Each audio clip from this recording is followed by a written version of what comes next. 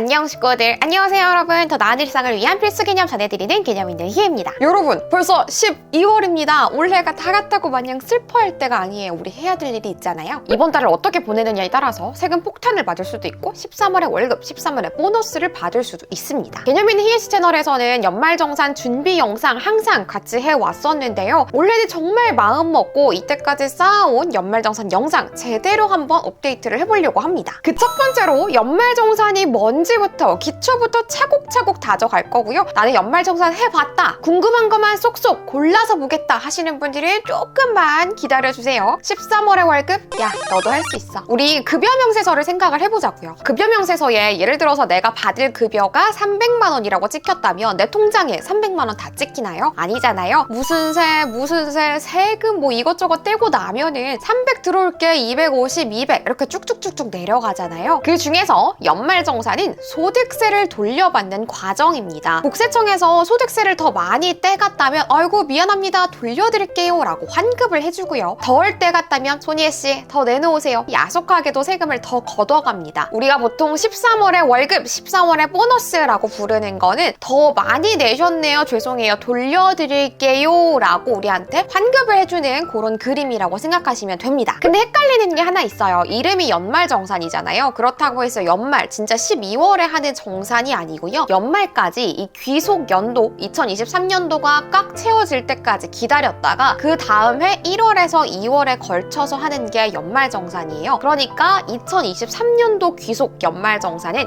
2024년도 1월과 2월에 걸쳐서 하는 겁니다. 연말정산, 세금, 혜테크 이런 것들이 어렵게 느껴지는 이유는 단어가 좀 어렵기 때문인데요. 일단 원천징수 꼭 알아둬야 됩니다. 세금을 미리 걷어가는 걸 얘기를 합니다. 우리 급여에서 매달 근로소득세, 지방세 꼬박꼬박 떼가잖아요. 국세청 대신에 회사가 우리한테 세금을 미리 뗀 다음에 이걸 국세청에 전달을 해주는 건데요. 줄여서 원징이라고도 부르고요. 원천징수는 이 사람의 소득을 정확하게 반영해가지고 떼는 세금은 아니기 때문에 이거에 대해서 연말정산에 따로 정산을 하는 거죠. 비과세 소득, 이름 그대로 세금을 매기지 않는 소득이라는 겁니다. 대표적으로 식대가 해당이 되는데요. 우리 회사에서 식대, 즉 밥값을 일부 지원해주는 경우들 꽤 많죠. 그 전에는 10만 원까지 식대에 대해서 비과세 처리를 해줬습니다. 즉 예를 들어서 회사에서 매달 식대를 30만 원을 대준다면 이 30만 원 중에서 10만 원은 세금을 매기지 않고 나머지 20만 원에 대해서는 소득이라고 보고 세금을 매긴다는 건데 2023년 귀속 연말정산부터는 비과세 식대 한도가 20만 원까지 늘어난다고 하고요. 우리 회사에서 주는 급여 중 비과세 소득 어떤 게 있는지 궁금하다면 이 급여 명세서를 꼼꼼하게 보시면 다 나와 있습니다. 또 연말정산할 때 빼놓을 수 없는 게 과세표준과 세율이죠. 과세표준은요, 우리 전 국민 소득이 있는 사람들 최하무게, 기마무게, 소나무게, 바가무게 땡땡땡 모든 사람들에게 각각의 기준을 적용해서 세금을 걷어들일 수가 없잖아요. 그래서 국세청에서 이만큼 버시는 분들은 세금 이만큼 내세요, 이만큼 버시는 분들은 세금 이만큼 내세요 라고 일정 구간을 만들어 두었어요. 세금을 매기는 기준이 되는 소득별 구간이 바로 과세표준입니다. 그리고 세율은 세금을 매기는 비율인데 기준이 과세표준이에요. 소득별 구간에 따라서 이 세율, 세금을 매기는 비율도 다 달라집니다. 그리고 진짜